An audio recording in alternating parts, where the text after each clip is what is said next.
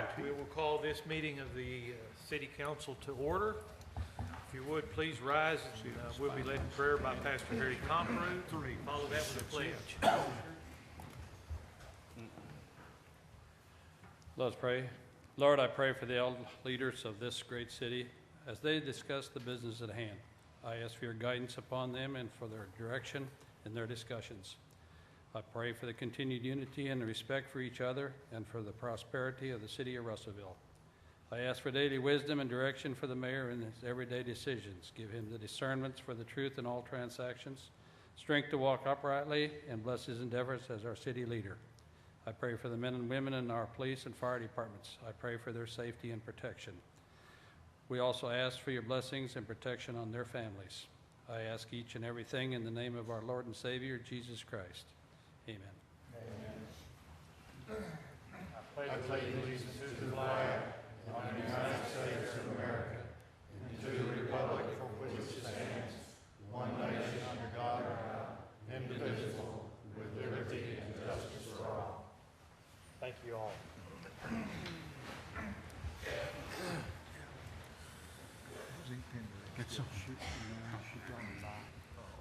Council, you should be in receipt of the minutes from last month. If there are no corrections or additions, I would entertain a motion. Motion.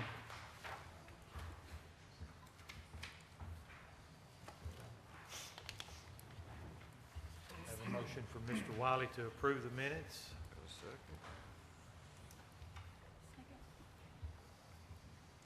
Second, Mr. Eaton. All in favor? Aye. Any opposed? That brings us to Mr. McCoy in the finance report. Council and members, finance report for September. Revenues, general fund were $890,640, 1.35% above our year-to-date projections. Sales tax receipt were $745,588. Franchise fees and permits were $58,996. General fund expenditures for September, $892,313, 4.08% below our projections. Year-to-date receipted more than expended was $424,928. Street fund revenues, $137,796, 9.69% below the projection. Sales tax receipts were $228,262. Our new half-cent sales tax was $47,843. Operation expenditures were $145,880, 12.99% below projections. Sales tax improvements was $197,664 on overlay. We had no capital expenditures. Economic development revenues were $77,144. $74,117 was the new sales tax, $3,057 interest. Expenditures were $8,836. Capital assets revenues were $467,079. $359,383 was the new sales tax, $4,223 from grants, $100,000 to the building fund, $3,472 in interest. Expenditures were $338,253 to the city corp, community development, fire department, and airport. Any questions?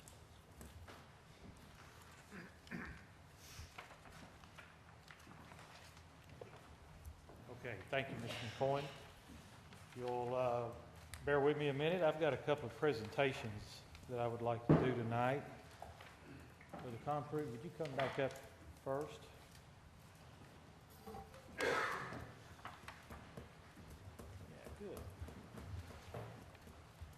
Whereas our community has a continuing sense of gratitude to those disabled veterans who did so much to preserve the American way of life, and whereas the Disabled American Veterans has worked exclusively for the welfare of our disabled veterans, and whereas the Simpson-Turner Chapter 27 of the DAV has been established to carry on this work in our community, and whereas the DAV offers free service to the disabled veterans and their families in filing claims for government benefits and assist disabled veterans with medical, employment, and other issues. And whereas the DAV meets emergency situations which may arise in the family of a disabled veteran, and whereas the DAV provides free van service for veterans to VA clinics located in Conway, North Little Rock, and Little Rock. And whereas the DAV has chosen November 7th, 2015 for its annual Forget Me Not campaign in our community, and has announced that all funds collected will be used for disabled veterans in our community. Now therefore, I, Randy Horton, Mayor of the City of Russellville, Arkansas, do hereby proclaim November 7th, 2015 as Disabled American Veterans Forget Me Not Day, and call upon the people of Russellville to join in recognizing and celebrating this special occasion. Gentlemen, thank you so much for what you do.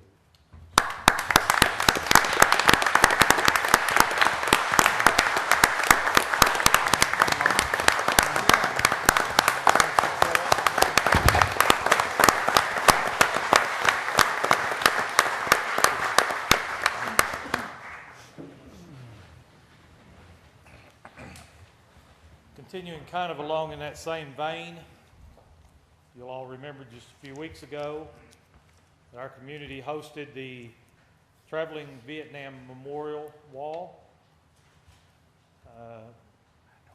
I kind of kept up through that process, and most of the veterans have agreed that there was an individual that drove that project more significantly than pretty much anybody else. A lot of them agree that without his continuing, undying support, it may or may not have actually happened. And once it did happen, there was a lot of people in our community that probably had not thought about what a great experience it would be until it actually happened. So I'd like to recognize Mr. David Cone for his work. I told him I was going to make him sing when he got up here, but he declined, and I let him. No singing.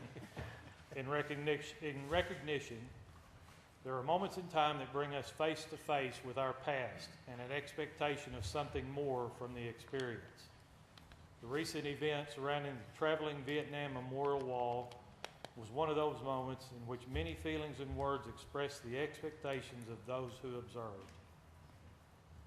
Carlisle Marney, respected theologian, noted the following: "The quality of our present is a consequence of a past we remember and a future we expect."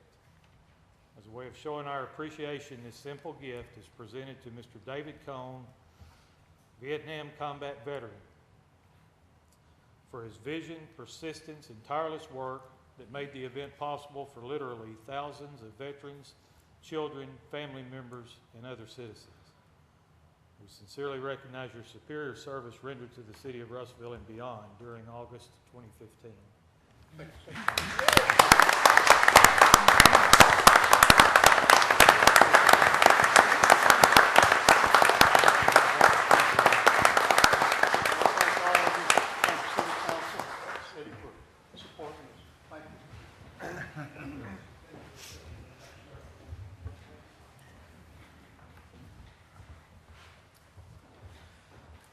Next, we're going to give some time to Ms. Mary Margaret Pratt, information about a blood drive.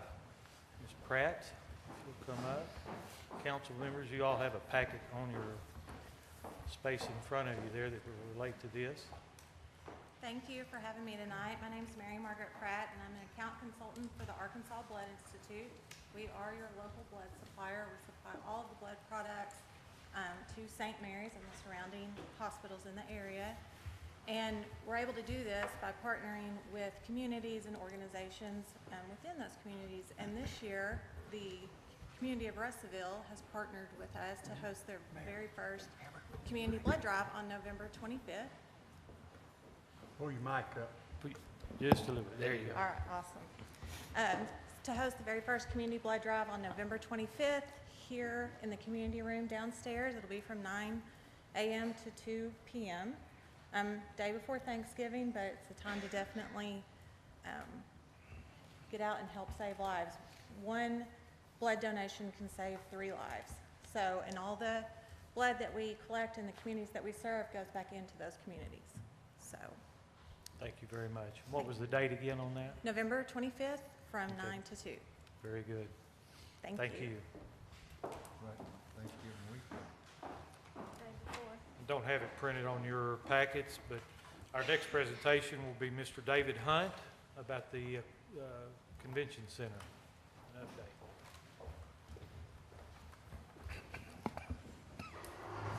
Thank you, Mayor Horton, former Mayor Eden, the entire city council, the wonderful, wonderful city of Russellville. It is indeed a pleasure for me to be here again. I thank you for all your hospitality and your friendship you showed me over the years since we kind of started this project, since we first came here and built the Buffalo Wild Wings.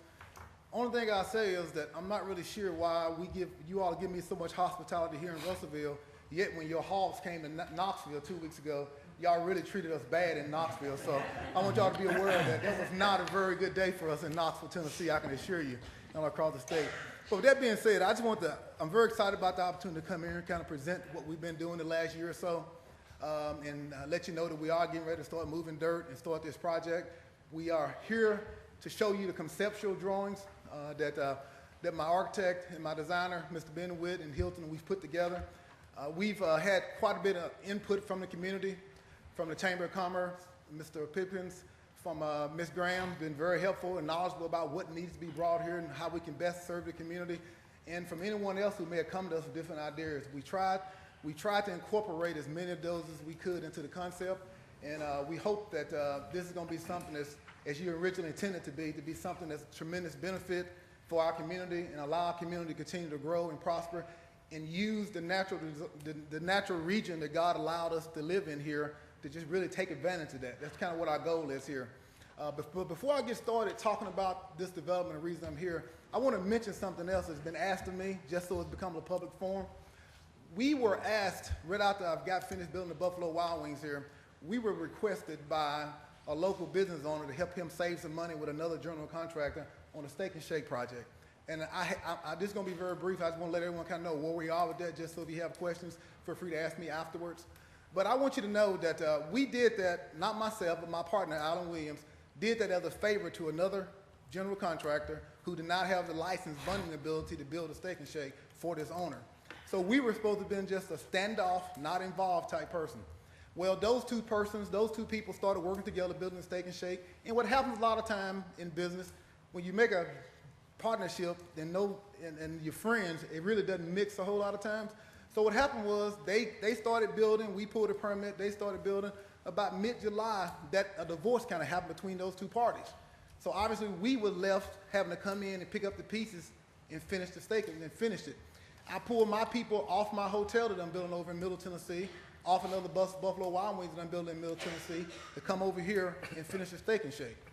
So from mid-July to the end of August, to the middle part of August, we came here and finished this project, 100% complete based on our scope of services.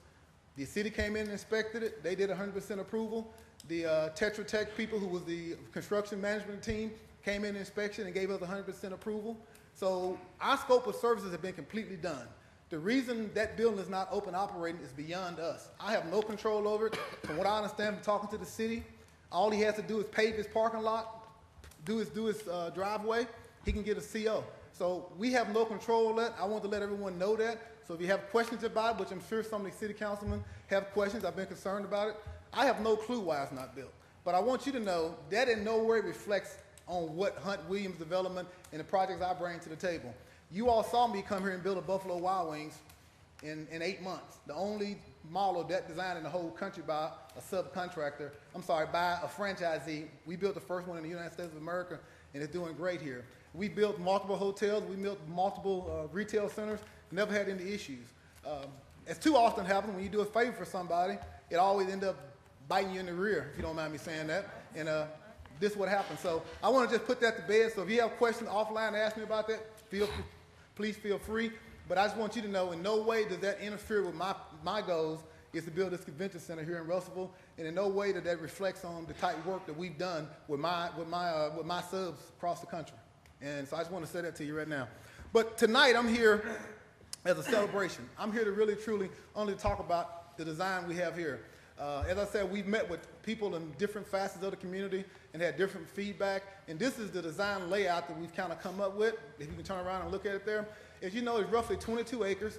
This is going to be divided up into roughly 4 to 5 phases. The first 3 phases will initially be, we're gonna come in and we're gonna level all the dirt. We're gonna cut it down from about a 12-foot at the very height down to about 6 foot all the way across. This is gonna be 1 22-acre piece of level property. And the reason we're doing that is so we can start showing the retail parts of this property to try to get retailers to come in and look at it. But what we're gonna initially do is level the property. The next thing we're gonna do, level 2, is gonna be immediately start building the Hilton Garden Inn, 123 room Hilton Garden Inn with a 30,000 square foot convention center. That's the primary, that's the heart of this development. With that, we obviously have roads coming in, and we have the landing, we have the boat landing that's already there. We're gonna build that back up. It's also create some parking and a bunch of parking on the site. So I'm gonna let my architect kind of come up here and go through the plans, show you a 3D rendering. If you have questions of him, please ask them. We're gonna show you so many different things about this development. We also came up with a very neat, and I think you'll like it, monument sign out front on I-40. And so we hope you all like that as well. But we have here today Mr. Ben Witt, who's the chief architect with Ross Witt out of Memphis, Tennessee. And he's the design specialist on this. So if you have any questions of us, feel free to ask us, and hope you like what you see. Ben? Thank you, David, and thank you, Mayor and members of the board. It's a pleasure to be here this evening and to present this to you.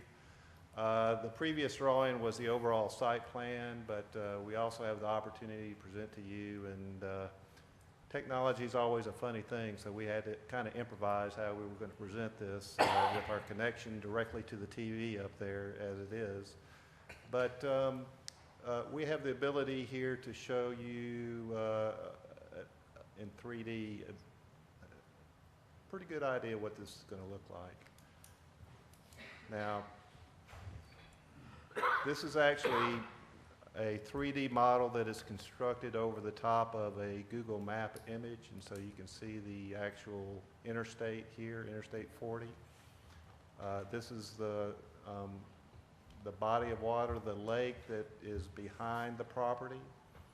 And what we're showing here is a sign that identifies the entire development that's going to be very visible to the interstate from both directions. And what that sign looks like, how it's proposed, is it'll say the landing at Russellville. And the materials are stone and simulated wood, and there will also be a feature where there's actual running water down the face of the sign that'll come and down into a pool. So we're trying to use stone, wood, water, the various things that you would find in Russellville. Also, that water at night will be lit up, so it'll be a very attractive feature that'll identify the overall development. This is the Hilton Garden Inns. Now, most Hilton Garden Inns will have an outdoor seating area on the front, which is off of a bar area inside the interior of the hotel, as well as an indoor swimming pool. What we've done in discussion with Hilton Garden Inns is we've flipped that to the back side to where the indoor swimming pool, outdoor swimming pool, outdoor sitting area are all facing into the lake. And we've also organized the entrance element to where when you walk in the hotel, you're looking straight through the hotel all the way out to the lake.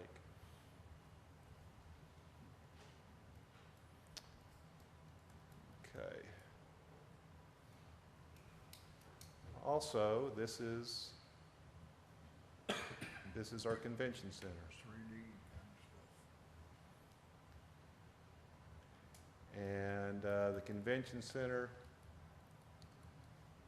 has a covered car drop-off at the front and a covered entrance.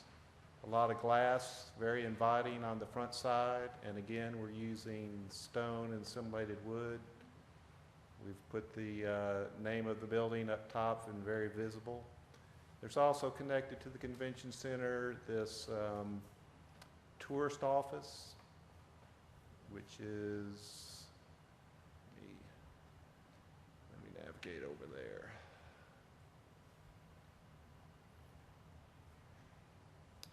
Over here on the left-hand side.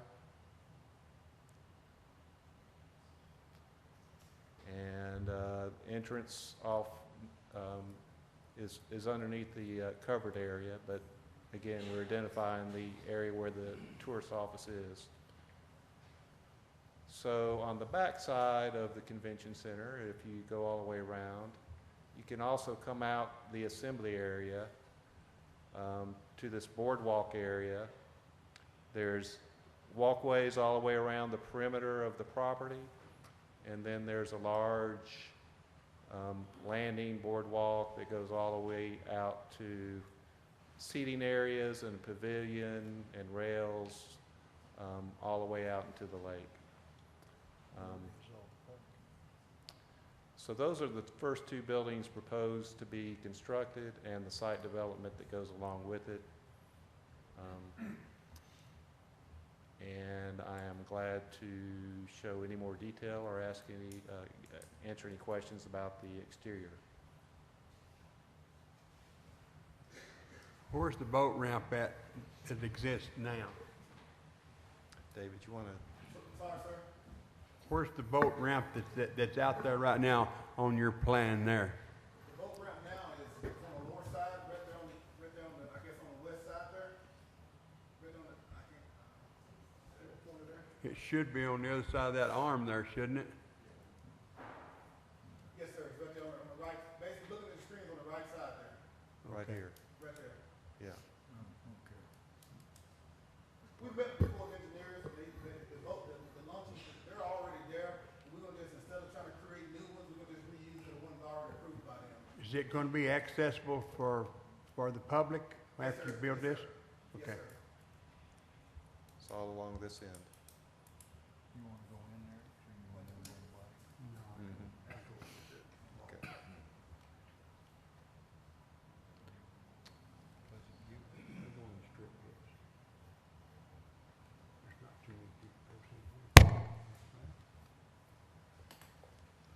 Is the convention center and that hotel going to be built at the same time, or is?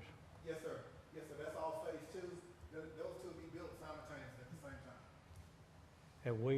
Have you got plans? What stage are you on your plans? We've done the surveying. We're doing the SWIFT starting, I guess, the guy, my engineer and now finishing up the SWIFT. At that point, this summer, this fall, we'll start moving dirt before the year's over. We're anticipating to start breaking ground on footings sometime in spring of next year, We finished up a hotel right now. We're trying to finish up a hotel right now in Pulaski, Tennessee. We're starting another one in Jonesboro, Arkansas later on this year. And once my crew gets finished there, we'll come here and build this. That's kind of our plans right now. So we said sometime late spring, first of summer, we'll start doing the footers on all of this. So it's going to be another 6 to 8 months before you. Yes, sir. We're anticipating a 2017 type opening. Yes, sir. That's what our plans always were. So you're gonna start moving dirt? Because the agreement is a 3-year agreement to have it open from either July or August of this last year, correct? Yes, sir. The agreement primarily for us to try to get started within that 3-year period. I thought it stated to be open, be completed, and be open within a 3-year period. I'm not sure, but it will be open. Mr. Smith, do you recall? I think it talked about completion by then, but I'd have to look to be 100% sure. It's going to be pretty close. It's gonna be real close to that. You may have said, Mr. Hunt, Yes, sir. the hotel itself is a how many room hotel? 123 room, Hilton 100, Garden Inn. okay. Yes, sir. Thank you. And it's been, like Mr. Witt said, it's been redesigned somewhat because of the lake and the river that's there. The lake is there to take advantage of the scenery that it offers. So it's been redesigned. So it takes a little bit longer to go through the approval process with Hilton when you redesign it and you propose it for product.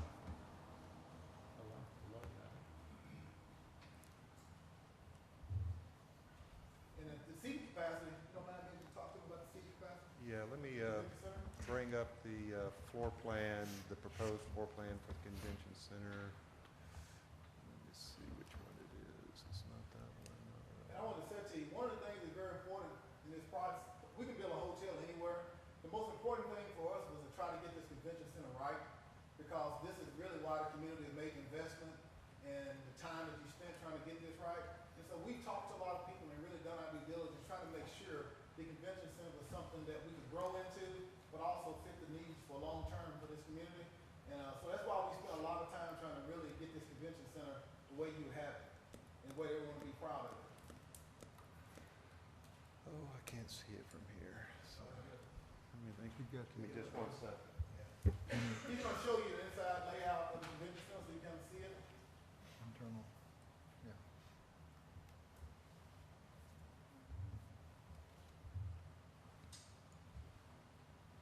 One moment, please. How come they couldn't hook it up there for?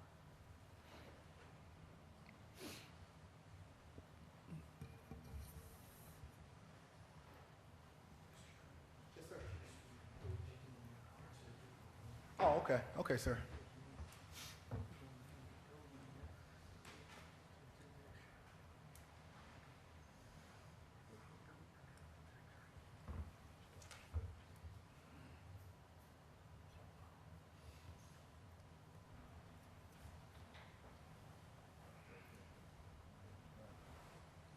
While he's waiting, while waiting, I noticed there was a phase 3, phase 4. Yes, sir. The phase 3, I think, is on the right side, or Yes, on sir. the east side. Is that the additional hotel? Yes, sir. We have space there to build another hotel. Once our occupancy get to 75% over the course of the year, we then would build a second hotel. We also have, on phase 2, we have 2 retail restaurant pads that are going to be site ready to build on. We're going to try to recruit some restaurants to come to the marketplace. And then on the 4 west side, we have about 7 or 8 acres for a large box retailer, indoor multiple retailers to come to the marketplace as well. And so that's one of the reasons we're going to try to start moving dirt as soon as possible, so we can subdivide the real estate and really start marketing that site to a lot of big retailers all across the country. My apologies for that short delay. This is the schematic floor plan that is proposed for the convention center. Again, this is the front entrance area where the cover drop is. This is the tourist office that we spoke of with its own separate entrance, a couple offices, conference room, restrooms, and a large area, gathering, reception area up front. The gray area here, this is the reception lobby for the main seating area for all the functions that might be taking place. And what we have shown currently are banquet tables, the round type tables, and the seating capacity is 950 for a wide open room. You can also have movable partitions and divide them into up to 3 separate rooms as well. And we've put storage rooms in the corner of each of these areas. And this is something that we've done before. You don't do a large storage room off to one side, but by putting the storage rooms in the corner, it helps to break down each one of these rooms and set them up separately. And so that's what we've done. There's a circulation corridor that connects to the Hilton Garden Inn on one side, and then circulation that points to any future development that might be on the right side. And then there's a large platform at one end of the room. Also, if we were to set up chairs, you could have up to 1,900 people sitting in chairs as opposed to sitting down at dinner for a banquet. And there's restrooms connected to both ends, both a rear lobby and the front lobby. And if you exit out the rear lobby, you also have a covered area, and this is what basically points out to the lake. So you have views out to the lake from this end as well. So that's the proposed floor plan. There's also 2 catering serving areas food would not be prepared here. It would be catered and brought in. This is not a full-service kitchen that's being proposed. Any questions? So that's basically one large room with some reception areas on both sides of it? This is one large room. It has the capability to be subdivided with movable partitions into up to 3 smaller rooms. If it's desired to have 3 functions going on at the same time, it can be made into 3 separate rooms.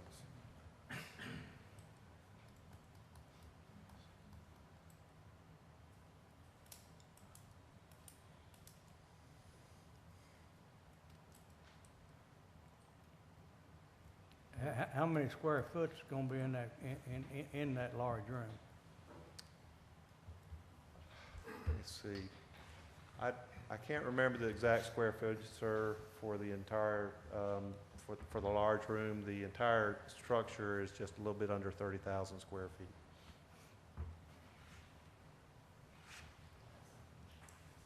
Yes, sir. One of the things about the number of seats and things of that nature, from all the research we gathered, 2,000 seats, stadium seating, allows us to basically accommodate 95 to 98% of the things that will be offered here in the state of Arkansas. So this facility would be to be used for most activities in the state. And that's one of the things we tried to get to make sure the facility was as functional, short and long term as possible. And there also would be some small conference rooming inside of the Hilton Garden Inn as well. So we feel like this brings a lot of opportunity to the market that's not here now, as far as conventions and meetings and things of that nature.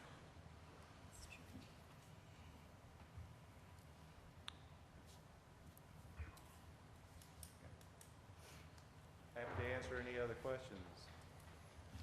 Anybody else? Is there, the petitions are just sliding petitions that you're gonna have in there?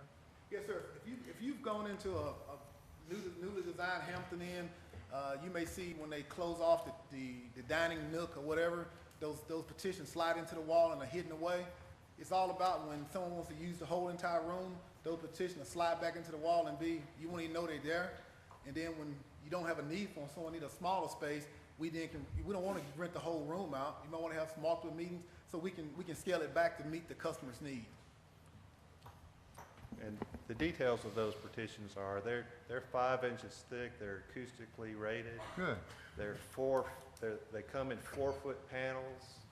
They suspend on a track from the ceiling, and so you pull them out of a closet, you set them in place, you lock them together, and then the last thing you do is you twist a little nut, and it puts a gasket down to the floor to close off the sound at the floor. And they're generally as good as or better than an acoustically rated drywall partition. And I want to add one other thing about this building. This building would have an audio system in it very similar to what you might see in the Buffalo Wild Wings. Obviously, it won't be as loud. But it won't have sports on it either. But if you have someone there speaking at the podium, we'll have video cameras and we'll have video screens all through the center, so you really feel like you really are in a. It's going to be done right. I can assure you, it's going to be done very professional. The audio system you're going to be able to be heard all through the building. I love the way the storage. One thing about those storage components that he showed you, and one thing I love about those, not only do they allow us to break down the convention center faster, but allows us to improve the acoustics inside the building, because otherwise it's a big, huge room, and by having those acoustic walls built like that, it helps us also allow the sound to be easily spread around the room. So I think overall, I think it's going to be a very, very, the community really going to enjoy this location. And most importantly, they're going to bring a lot of tourists to the market and help everybody. Is there going to be, and I'm just trying to think outside the box, Yes, sir. because we are largely a fishing community and that type of thing, would there be would it allow us to bring in like boats and things if someone wanted to put that type of display on? Yes, sir. Yes, you would have the ability to bring in vehicles and boats Exhibits. in through some side doors and put them on display. Now, obviously, the floor is going to be carpet, So you're gonna have to take precautions and all that, but, you can definitely, it'll have 18-foot tall ceilings and, you know, it's plenty big, so. There's some things we can put on the carpet to protect people, like Sure. bring in cardboard from different shows. You know, basically, the question earlier, about the size of that room, the overall building's about 30,000 square feet, and the size of that room is probably about 19,000 square feet inside that room, so. It's not a small room at all. Big as municipal, big. Yeah.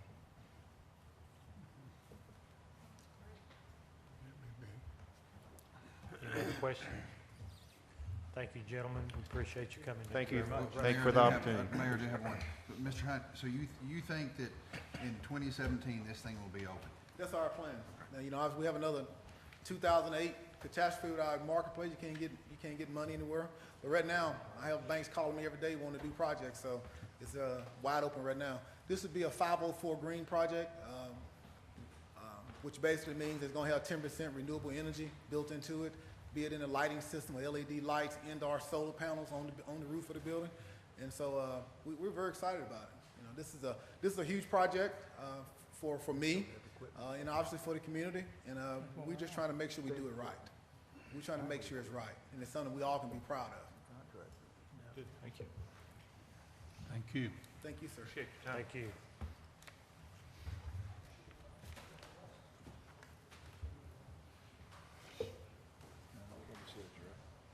That brings us to our department report.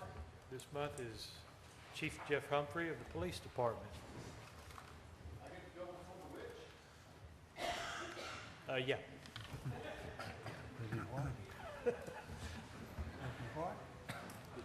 I believe I would.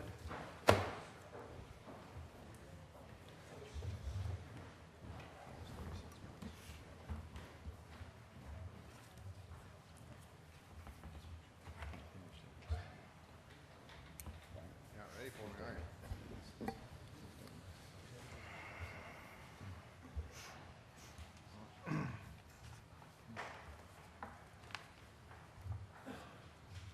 I know it's kind of hard to read on the monitor, so I've given you guys a Good job. Chief. printout.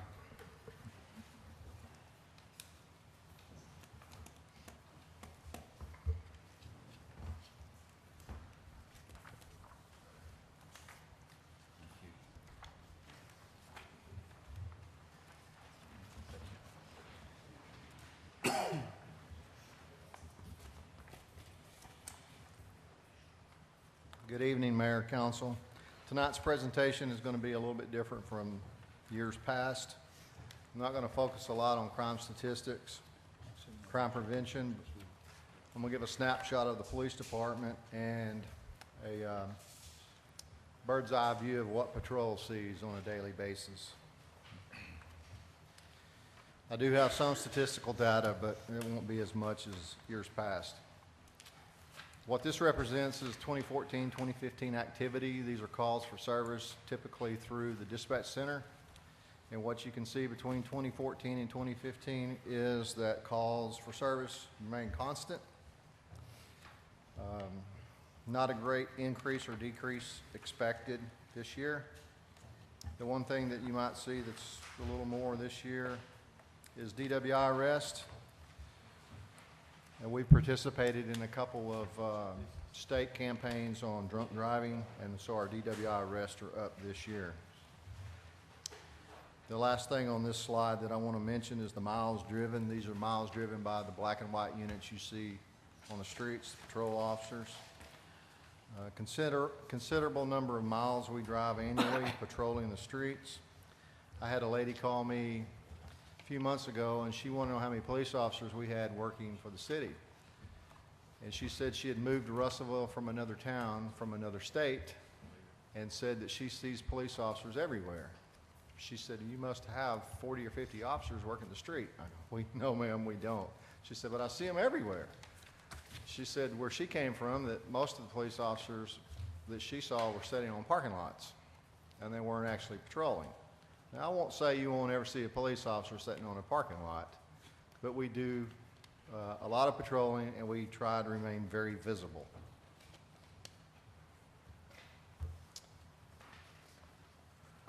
Crime statistics. This year is only a summary of the three major categories: crimes against person, crimes against property, and crimes against society. And you'll see in the narrative part, the bolder highlighted categories of misdemeanor assault are crimes against persons, which is the most common. Crimes against property would be theft, and crimes against society would be drugs, narcotics. Drugs, narcotics is very contributory to crimes against persons and crimes against property. The next slide is the most frequent calls for service that patrol officers are dispatched to. The first is the most common are disturbances. These are all types of disturbances. These are the most common and most dangerous calls for service that an officer goes to. We do not know normally what's going on when we get there. Sometimes we have reports of weapons, sometimes not. But most people are in an agitated condition, and they're not very rational. And when we get there, there are many times do not want to listen to the police officers, and most of our arrests occur on disturbance calls. The second one I'll bring attention to is suspicious person events, which is 11%. That's our probably second most dangerous call that we go on, because we never know what to anticipate. We don't know what's going on. Most of these calls, disturbances, suspicious persons are a two-man call. We send 2 officers a minimum. The next one I'll bring your attention to are property checks. These are people calling, wanting us to check their property, extra patrols. And the last one I'll bring your attention to are alarms. And probably 90% of those are false alarms, but we still have to respond to those. The next slide is traffic enforcement. Nobody likes to talk about cops writing tickets, but it is part of our job. It is the most frequent contact that we have with average citizens. And I'll explain what I call an average citizen. That is a citizen that's not committing a crime or a victim of a crime. So most of the public does not have contact with police unless they're a victim of a crime, they're committing a crime, or they're in a motor vehicle crash, or they're getting a traffic citation. So traffic citations are about 10,000 of our contacts with the public each year. And as you can see in the slide, this is an actual citation being written. And the image you see is from our body cams, which we're experimenting with our training officers. And as you can see on the bottom picture there, that is an actual rollover accident we've had in Russellville. We have about 1,200 accidents a year, or crashes. About 25% of those are injury accidents. Traffic enforcement citations. Of the 10,000 traffic stops we make a year, we write about 5,500 tickets. Going in a counterclockwise direction, the most common ticket we write is speeding. After that is careless prohibited driving, stop signs, improper turns, no seat belt, red light violation, failure to yield. The 3 on the right are more of an administrative type. Enforcement, no proof of insurance, expired license, and no driver's license. Those are usually written when we make a traffic stop for speeding, and we find out they don't have insurance or they don't have a driver's license.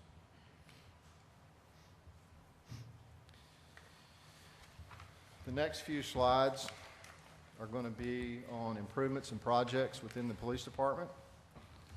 As you know, the last 2 years ago, we started transitioning from our Crown Victorias to our new SUVs.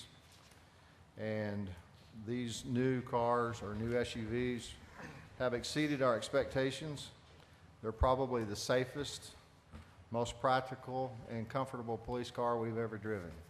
So the police officers are very appreciative that you guys voted to approve us getting those cars. The second picture in this slide is our police range. We've been working on this for years. We've changed the direction in which we shoot. We've doubled the height of the berm. We've done a lot of dirt work. A lot of this work was done by the Public Works. And in this year, you can see there's a concrete pad there. I think it's about 45 feet by 70 feet. And thanks to Kurt Jones and all of the guys at Public Works that worked on that this year, I don't think it would have happened if they hadn't have done it for us. Saved us a ton of money, and we're very grateful for this. The final phase of this whole range project is actually putting a metal covering over the shooting area. We don't want to cover the whole thing. We only want to cover about a third of it. But it gets very hot and very bright and sunny out there shooting on that concrete pad. Usually by 11 o'clock in the day, we have to shut down training. The next slide, this slide is our patrol cars. 90% of our black and white cars that you see on the street are equipped with in-car cameras now.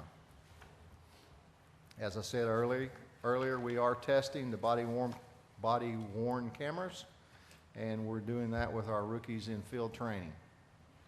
So beware when you're talking to a police officer, you may be recorded now.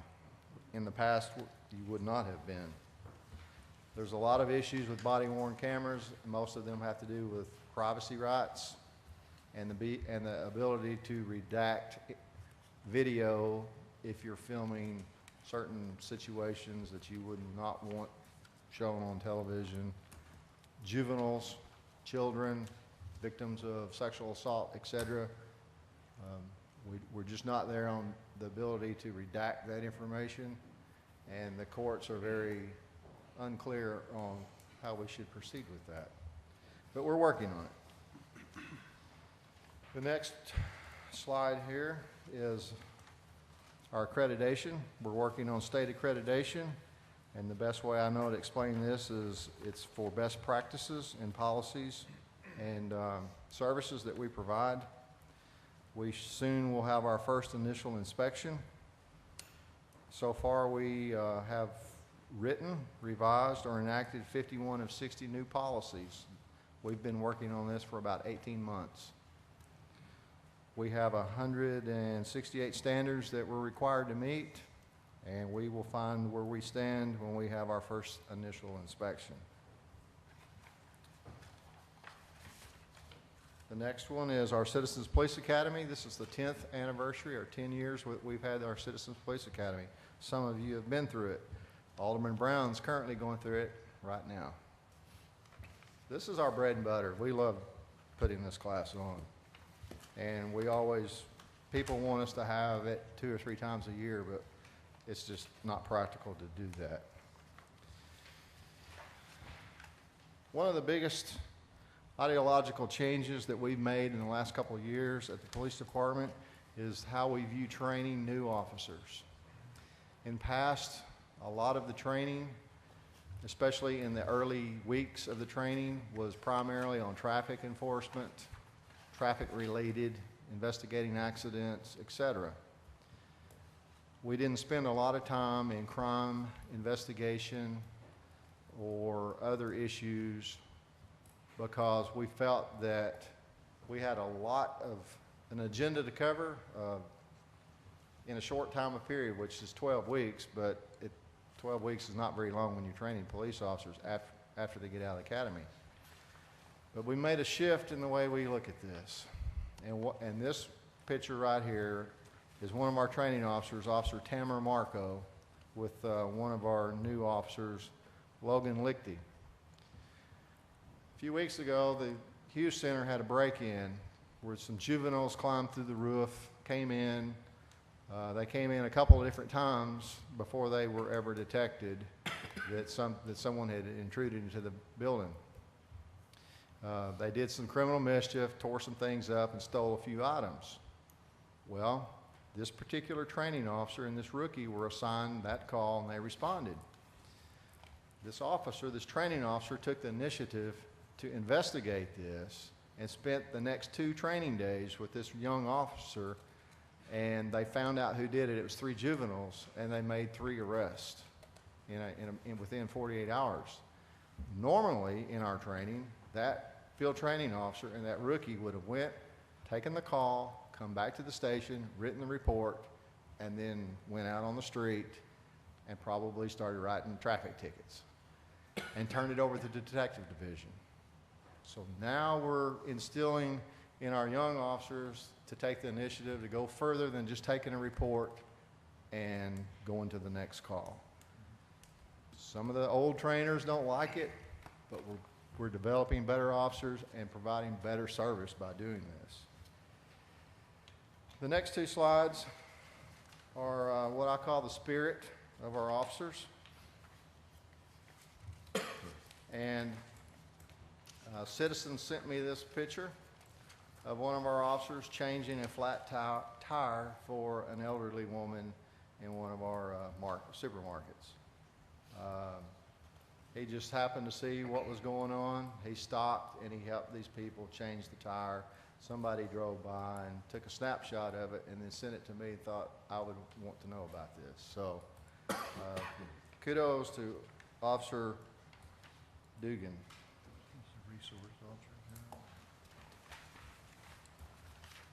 The next one is Officer Corey Anderson.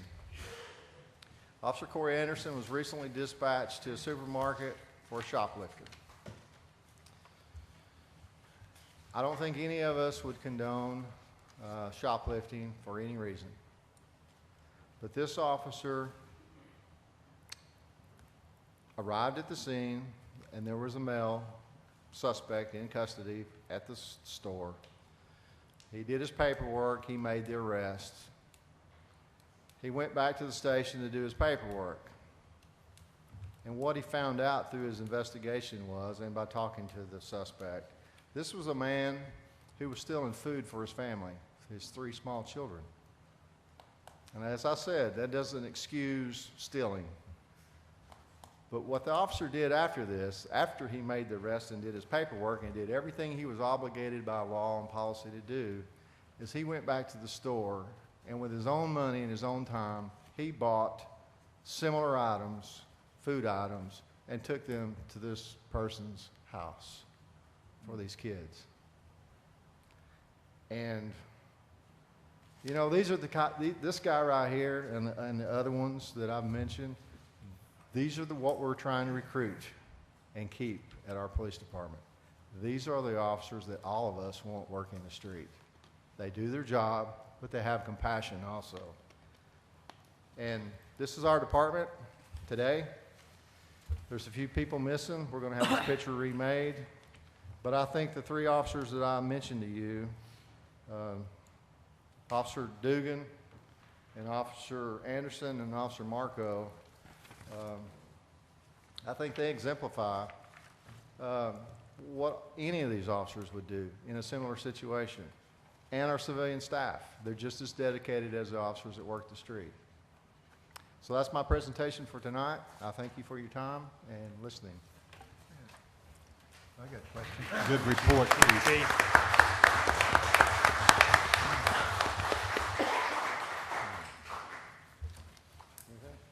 Anybody have a question for Chief? Yeah. Mr. Brown? I want to know, what was the cost of the body cameras? Particular ones we're experimenting with right now are $1,000 a piece. And they are part of the system that's in our cars. They don't have them fully developed yet. We're having to use a microphone and a camera. But by the end of the year, hopefully they're going to have it where it's all integrated. And what this will be a 3-camera system. It'll be a camera in the police car facing forward. It'll be a camera in the police car facing the back where the prisoners go. And it will be the body-worn camera.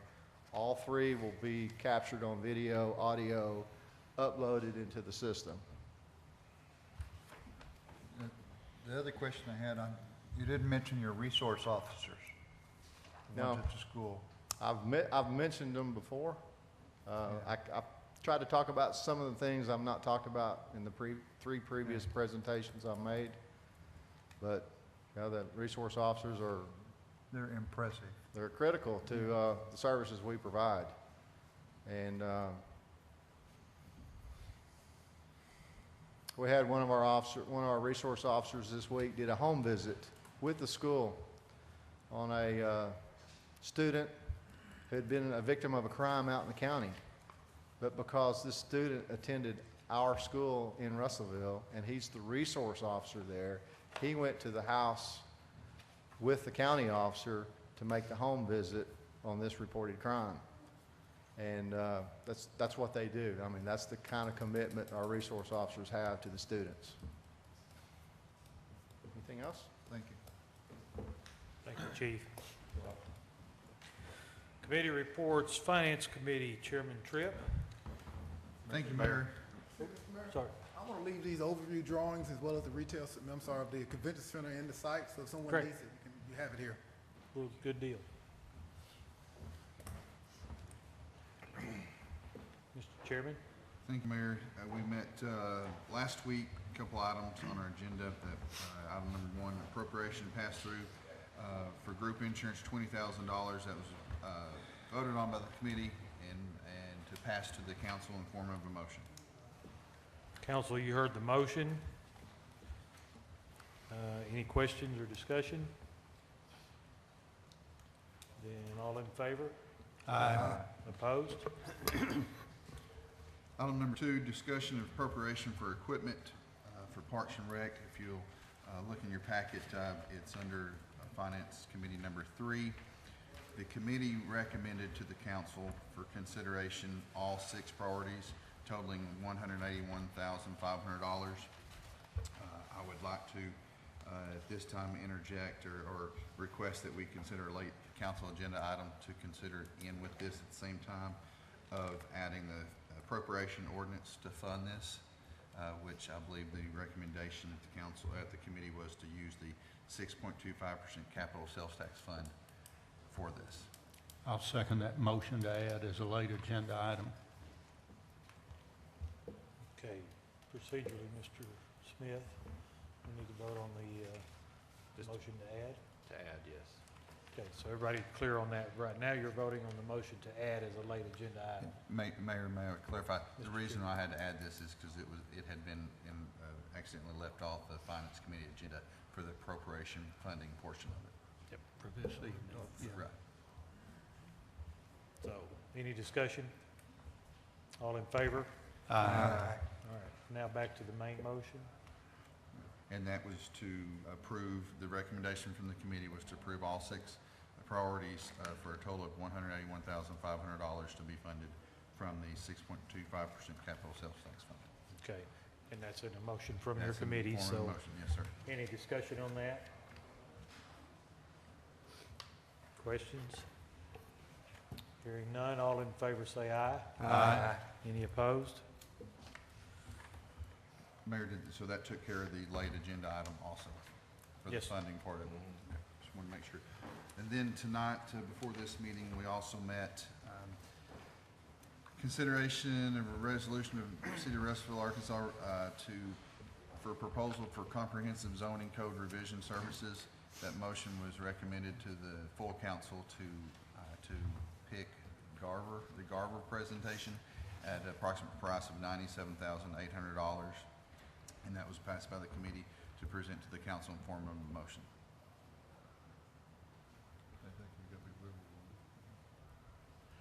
Mayor, you know, our city planner is resigning, and should we not wait till we get another city planner on board before we move on with this?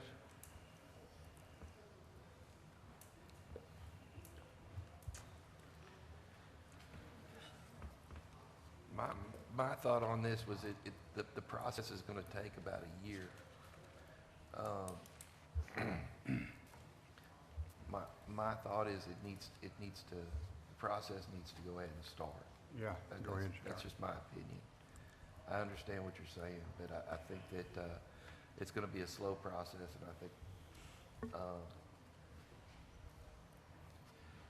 I think we ought to go ahead and start it. And that's just my 2 cents. Yeah, I agree with Mr. Stuber. You know, we don't know how long it's gonna take to hire a city planner. I have some reservations about starting a process and spending kind of these funds when we don't have someone within the city that's gonna be working directly with this individual, this group, to make sure that whatever they come up with meets the goal and needs of the city. If we get a planner late stages, he may come in, depending on this individual, and scrap everything that's done to date. So I really think we need to consider Mr. Stuber's recommendation. I agree with Mr. Roberts. I think we need to go ahead. I don't believe that he will be far enough down the road that's going to affect the next planner. May I interject something, Mr. Mayor? Mr. Eaton. This is something that has been requested by the Planning Commission for an extended period of time. And it is something that we have discussed as a council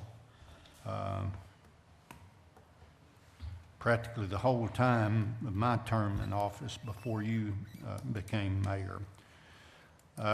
We do have a planning commission that does have some experience in regard to the kinds of things that hopefully this will involve. And we do have other professionals within the city that are involved, the building official, our city engineer, other people that are certainly aware of some of the things that this thing will encompass. Obviously, they are not a professional planner, but we do have access through the municipal league where we could, if things are questionable, where we have access to, I think, Mr. Jim Von Tunglen, who was a contract planner for the city prior to us hiring the city planner. And I would think that if there were some questions, we might be able to take a step in that direction if need be. But I think it's time to move ahead on this process. If it makes any difference, the selected firm has offered to us, at least on an interim basis until we get a planner, they do planning for cities on a contract basis or on a call-out basis. I think that includes Clarksville. They are the city planner for Clarksville and for other communities, and they're pretty well familiar with, they follow what we do here. My concern with waiting is, how long is it going to take us to hire a planner, and then how long is it going to take him to get familiar with our city and then turn that over into this plan? I mean, if these guys can't come in and understand what we're doing, how quick is he going to be ready? So it's up to the council what you want to do, but those are my thoughts. Mayor, this group is going to present us with their recommendations for us to therefore then adopt. Right. That's correct. So presumably, we're looking at a year before we adopt. I think that's reasonable, yeah. So, again, I'm in agreement with Mr. Roberts that the process, we tend to drag everything out the best we can in typical government fashion in getting this started, getting this moving. We always have zoning issues. We always have issues. And it's almost been like a broken record over and I agree. over. And if this is a method to start moving that in a positive direction, then let's do it. Call for the question. Any other? All in favor, say aye. Aye. Opposed? Aye. You want to call the roll? Mr. Tripp, Yes. Mr. Stuber, No. Mr. Roberts, Yes. Mr. Brown, Yes. Mr. Wiley? Yes. Mr. Eaton? Yes. Mr. Richard Harris? No. Motion carries. Thank you. Mayor. Mr. Chairman? Next on our agenda was appropriation for $8,000 for salaries, $612 for some taxes, so forth, for a retirement accumulated sick pay and vacation. That was voted on by the committee in form of a motion to the full council. Okay, any discussion or questions? Hearing none, all in favor? Aye. Opposed? Mayor, last on our agenda, the committee passed to set the budget meeting times of Monday, October 19th, Monday, October 26th, Monday, November 2nd, and Tuesday, November 10th to review the budgets for the upcoming year. And the full council is invited and Okay. we would very much appreciate any and all attendance. Thank you, Mr. Chairman. Is that all you have for us? Yes, sir. Good. Chairman Stuber? Yes, Mayor, we did meet and we approved amending the personnel policy handbook, adding post-accident drug testing. That is presently being done, it's my understanding, but it's not in the handbook, so this will, make it absolutely that it has to be done. So I move we suspend the rules and read this ordinance one time by title only. With a short explanation. Second. Okay. Mr. Smith? Well, We don't have an ordinance prepared, communication deal. So How do we want to proceed? I just have to draw it up for next month. I don't have one prepared for tonight. That suits you, Mr. Chairman? Huh? We don't have the actual ordinance prepared for tonight. Move it to Would it be next okay if we Yeah, acknowledge it? I think everybody seems to be in favor. Can we handle that in November? okay, that's fine. Thank you. Do we need got to wait? anything else for us? Yes. Well, we did approve some revisions to the Public Works Employee Step and Grade Plan. Of course, the last part of that, adding additional job titles with contingency of job description for the additional titles be submitted by the department head. That part has not been done yet. So I would recommend if we're going to postpone this ordinance about the post-accident drug testing, we postpone this entire deal till next month too, also. If that would be my recommendation. Thank you, Mr. Chairman. Anybody have any objections on that? No. Mr. Mayor, does the department head have any concern about that? Kirk, you have any? Mr. Jones? Mr. Stuber and I spoke prior to this meeting. I'm comfortable with that. We've got, I've got 2 job descriptions that I've got to add, and, this isn't anything urgent that needs to happen tonight, so next month will be fine. We'll do it. It'd be better wait till we get everything in. I'm fine with that. Thank you. Mr. Mayor, one other question. We did have a motion a while ago. Does that motion need to be withdrawn? I withdraw that technically? motion if it needs to be withdrawn. Okay, Okay, good. thank you. If that cleans that up, we're on to old business number 1 for now.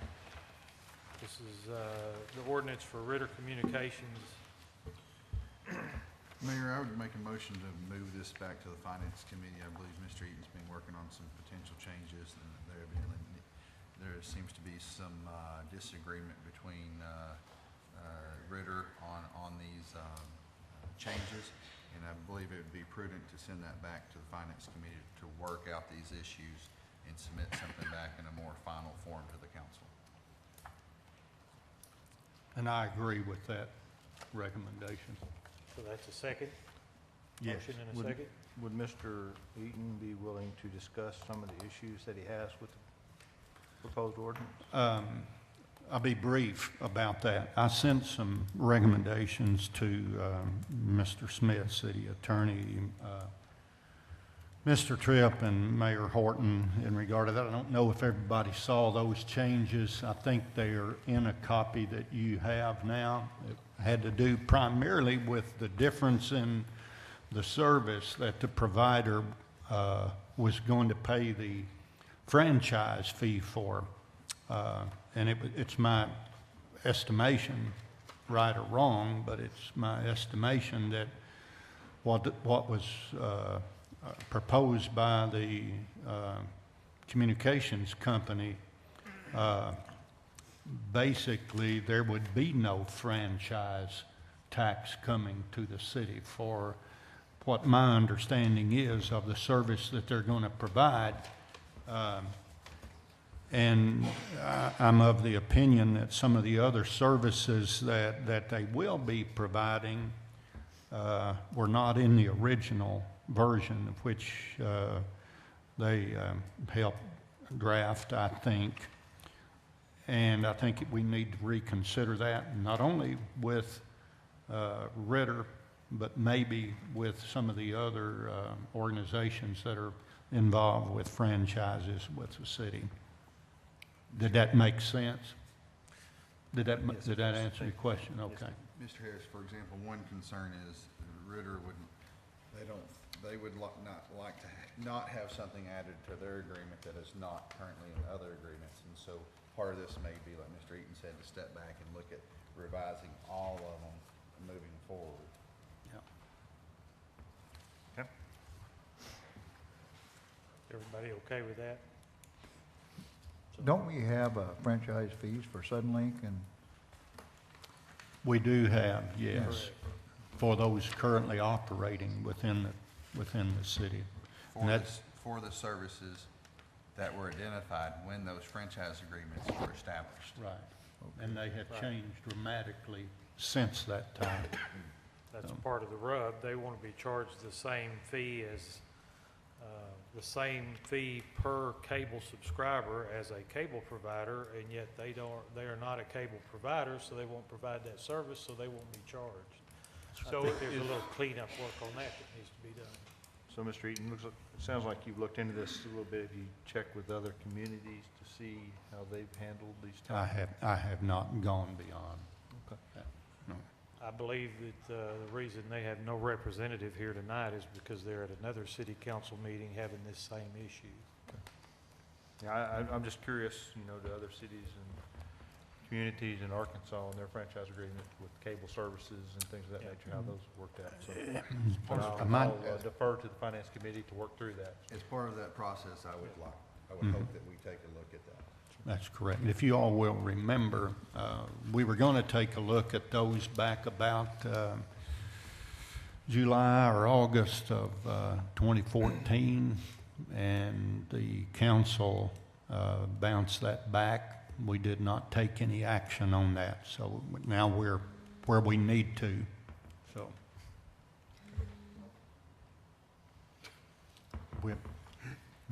motion. All right, so the motion and second is to refer this back to the finance committee.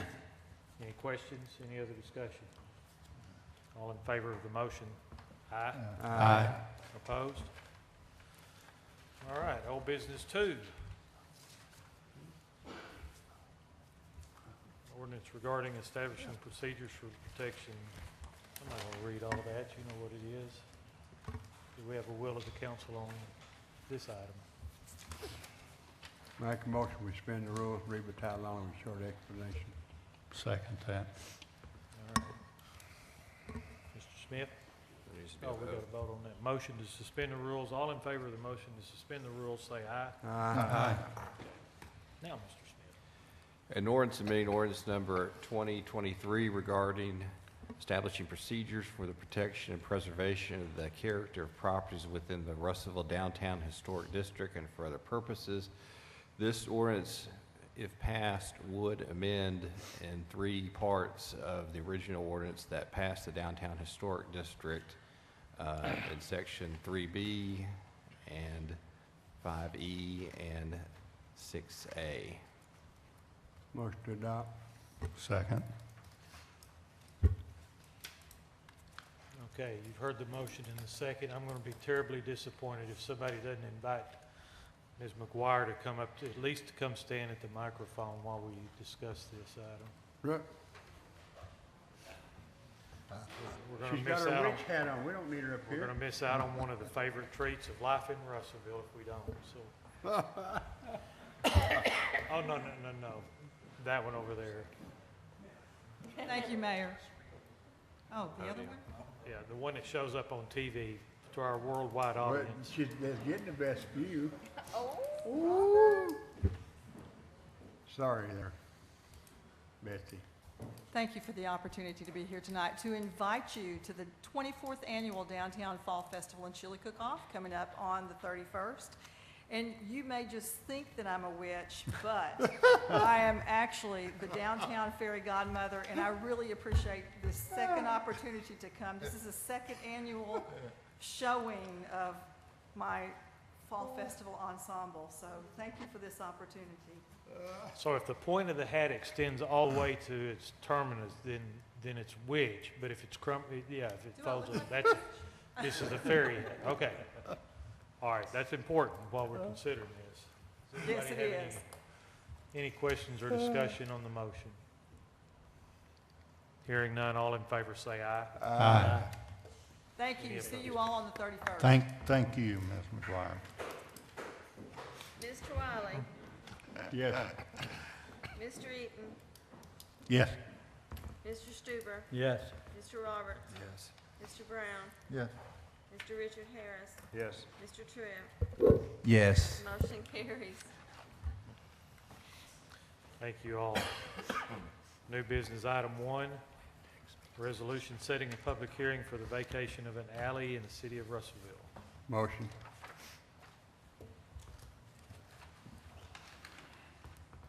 Do they have the date for this? Don't see it. 19-day November at 6 p.m. Okay. We have a motion Second. and a second. Second, is that Mr. Stuber? Yeah. Or is that Mr. Brown? Okay, Mr. Stuber, second. Any discussion? All in favor, say aye. Aye. Any opposed? Item 2.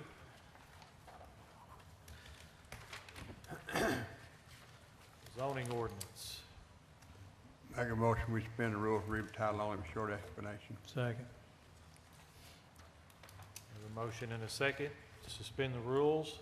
All in favor, say aye. Aye. Opposed? Okay. Mr. Smith? An ordinance zoning certain really in the city of Russellville, Arkansas, and for other purposes. This ordinance, if passed, would rezone property located at 108 Birch Street, currently RE, that's residential estate, to commercial or C2. Move to adopt. Second. Okay, we've got a motion and a second. Any discussion? What's the story on this one? This is the North 40 property. Yeah, Yes. North Oh, 40 Supper Club property. Okay, Never really okay, should have okay. been RE anyway. Right. Gotcha. It's always been. They just cleaned it up. Just, It wasn't done before. Yeah, cleans up the zoning on it. that's fine. Just Any, trying to get my mind right before I voted on something. good. Any other discussion? All in favor? Aye. Any opposed? Mr. Should've been done when Yeah, let him. Did you read You don't have to. it? Mr. Stuber? Yes. Mr. Wiley? Yes. Mr. Roberts? Yes. Mr. Brown? Yes. Mr. Eaton? Yes. Mr. Richard Harris? Yes. Mr. Tripp? Yes. Motion carries.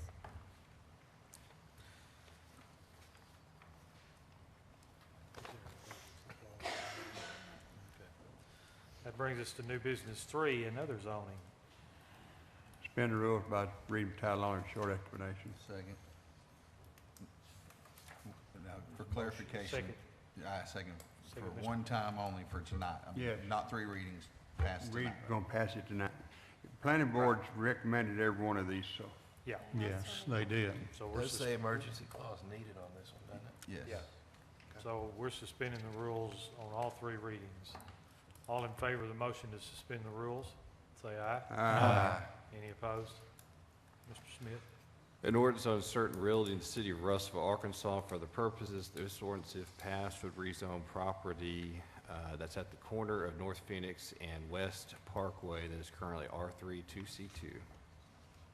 Motion to adopt. Second. Motion, Mr. Wiley, second, Mr. Eaton. All in favor, say aye. Aye. Any opposed? Mr. Wiley? Yes. Mr. Eaton? Yes. Mr. Stuber? Yes. Mr. Roberts? Yes. Mr. Brown? Yes. Mr. Richard Harris? Yes. Mr. Tripp? Yes. Motion carries. All right. And We've been asked to consider the emergency clause. Motion. Motion. Mr. Tripp. Second. Second, Mr. Wiley. All in favor of the emergency clause, please say aye. Aye. Any opposed?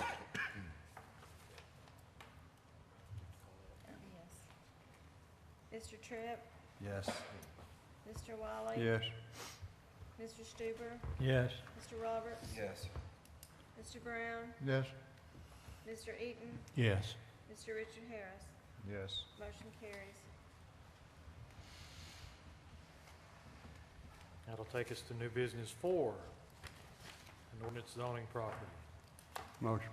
Suspend the rules, read by title only with short explanation. Second. Okay, we have a motion to suspend the rules for all three readings. All three readings. All right, and a second. All in favor of the motion to suspend, say aye. Aye. Any opposed? An ordinance zoning certain realty in the city of Russellville, Arkansas and for other purposes. This ordinance, if passed, would rezone property currently zoned M2 to C2 at 1100 West C Place. Motion to adopt. Second. You've heard the motion in the second. All in favor, say aye. So Aye. Any opposed? Mr. Wiley? Yes. Mr. Eaton? Yes. Mr. Stuber? Yes. Mr. Roberts? Yes. Mr. Brown? Yes. Mr. Richard Harris? Nope. Mr. Tripp? Yes. Motion carries. They ask for, we don't have anybody asking for emergency on that. No. New business number 5, zoning ordinance. Motion to suspend the rules, read by title only with short explanation. This is all. Second. We have a motion and a second to suspend the rules. All in favor, say aye. Aye. Any opposed? An ordinance zoning certain realty in the city of Russellville, Arkansas, and for other purposes. This ordinance, if passed, would rezone property from C2 to C4, and that property is located at the 46 to 4700 block of West Main Street. Motion to adopt. Second. All right. We have a motion and a second to adopt. All in favor, say aye. Aye. Any opposed? Aye. Mr. Wiley? Yes. Mr. Eaton? Yes. Mr. Roberts? Yes. Mr. Brown? Yes. Mr. Tripp? Yes. Mr. Stuber? Yes. Mr. Harris? No. Motion carries.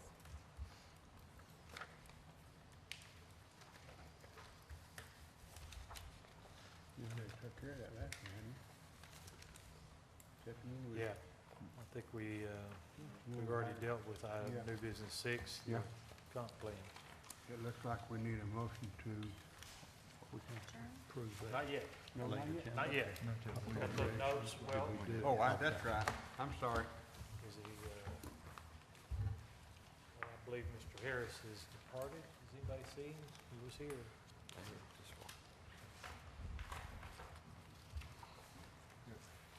Yeah, I got two.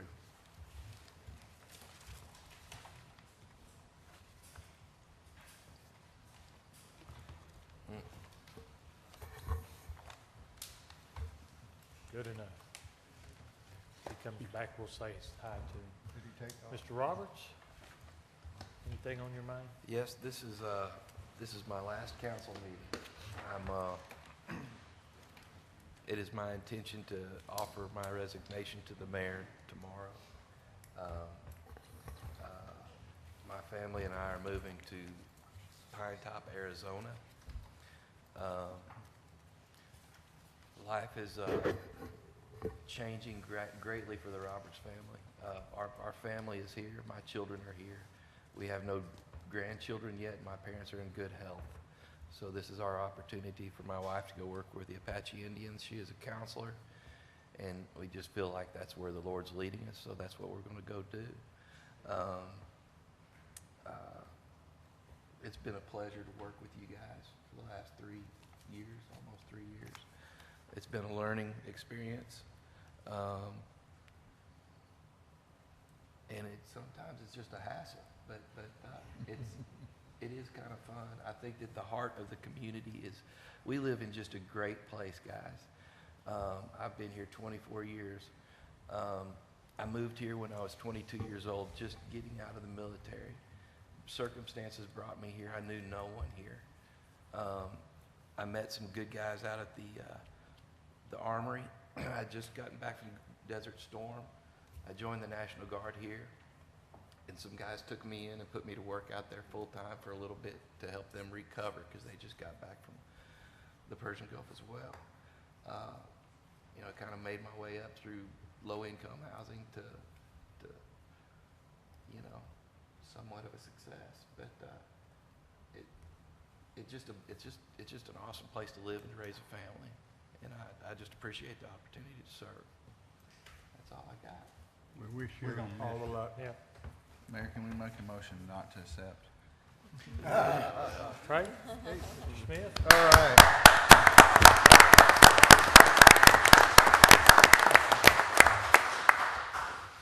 I can say it's been a tremendous pleasure.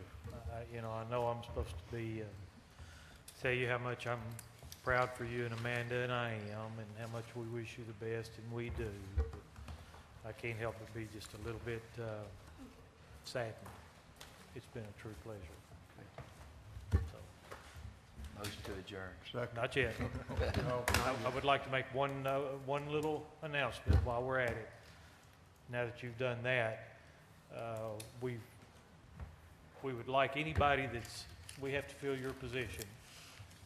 Anybody that would be interested in serving on the council for Ward 3, which can give us basically the geography on Basically, that.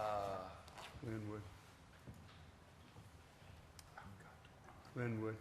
is it Glenwood? Glenwood. Glenwood this way, and it's not Arkansas. Oh, Main. It's Yeah, it's we on go Main. back, we go across Arkansas on the east side. Yeah. Well, you go east from Glenwood over, south from, is it Second or Third? Second. Is it Second? Yeah. Second Street? It's not When we Main. catch them across the bridge over there.